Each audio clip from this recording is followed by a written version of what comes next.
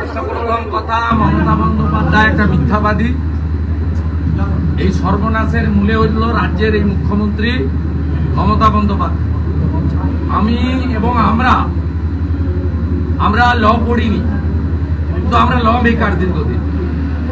আমরা বারে বারে বলেছি রিভিউ পিটিশনটা তখনই লাই করবে যখন যোগ্য অযোগ্য তালিকা নিয়ে রাজ্য সরকার অর্থাৎ এসএসসি যাবে।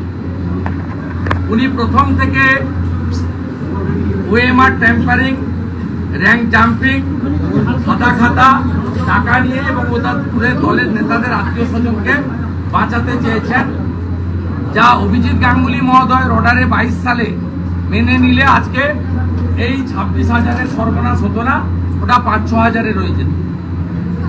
আপনার যদি এত দরদ, অযোগ্যদের আপনি সিভিক টিচার ঘোষণা করে নতুন একটা কর্মসূচি ঘোষণা করুন। আমি আপনাকে নাম দিচ্ছি চৌর্যশ্রী। আপনি অনেক শ্রী এনেছেন, আরেকটা চৌর্যশ্রী প্রোগ্রাম এনে 25,000, 30,000, 20,000 যা দিতে চান মাসে মাসে এদেরকে দিয়ে দিন। স্কিমটার নাম দিন চৌর্যশ্রী, মানে চৌর্যবৃত্তি। চৌর্যশ্রী নামে একটা স্কিম চালু করে দেন। এবারে তৃণমূলের চোরেরা প্রশ্ন বিক্রি করবে, ও ভোটের আগে আরো কয়েকশো কোটি টাকা তুলবে 2026-এ অবৈধভাবে ভোটে জেতার জন্য। যখন হারি এই দল বলেছি অল আর ল্যাম্প পোস্ট, একটাই পোস্ট, দ্যাট ইজ মমতা ব্যানার্জির পোস্ট, পিসির পোস্ট।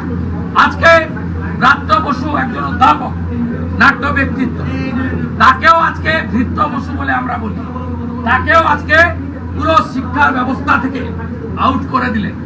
তিনি পিকচারে নেই, তার মানে আপনারা বুঝতে পারছেন এই রাজ্যে আমি মনে করি 11 কোটি জনগণই যোগ্য, একটাই অযোগ্য, তার নাম মমতা ব্যানার্জি।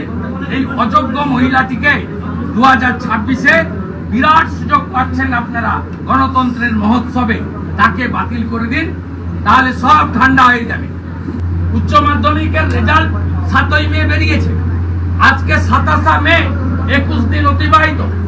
আপনি কোন স্কুলে কলেজে ভর্তির বিজ্ঞপ্তি দিতে পারছেন না, কারণ সেখানে ওবিসির 17% যে রিজার্ভেশন সেটা ডিক্লেয়ার করতে হবে। 10 সালের আগের যে সার্টিফিকেট, 10 সালের পরের সার্টিফিকেট, এই বিতর্কের সমাধান আপনি করতে পারেননি বলে